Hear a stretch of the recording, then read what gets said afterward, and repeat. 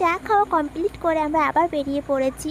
আমাদের ঘুরতে বেরোনোর একটাই রিজন যে আজকে সকালে আমার বান্ধবীর ফোনটা হয়ে গেছে খারাপ, তো তার জন্য তার গিফট তাকে একটা নতুন ফোন কিনে দেবে, তার জন্য আমরা আজকে এসেছি ঘুরতে। এমনিতে আমি ভালোবাসার উপরে বিশ্বাস করি না, আর আমি কাউকে ভালোবাসিও না, কিন্তু এদের দুজনে ভালোবাসা দেখে আমার মনে হচ্ছে আমারও প্রেম করা দরকার। তো এখানে একটা মোবাইলের দোকানের সামনে দাঁড়িয়ে পড়েছি, আর ও চলে গিয়েছিল মোবাইল কিনতে।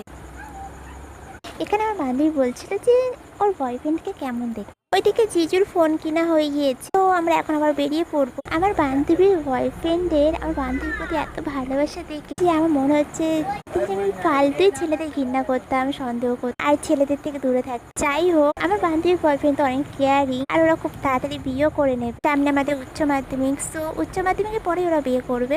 ওরা দুজন আমার সাথে এইসবই ডিসকাস করছিল যে ওরা কবে বিয়ে করবে, নাকি কদিন পর ওরা পালাবে, সব আমাকে বলছে। তো যাই হোক, খুব তাড়াতাড়ি আমি রিলেশনশিপ করবো, ওয়েট অ্যান্ড ওয়াচ। আর লাইফে ফার্স্ট টাইম এতটা এনজয় আর এত রাত পর্যন্ত আমি ঘুরছি। সাধারণত আমি ঘর থেকে বেরোই না, আর কোথাও ঘুরিও না। আর আমরা আর কোথায় কোথায় গিয়েছি আর কি কি এনজয় করছি সব শেয়ার করবো।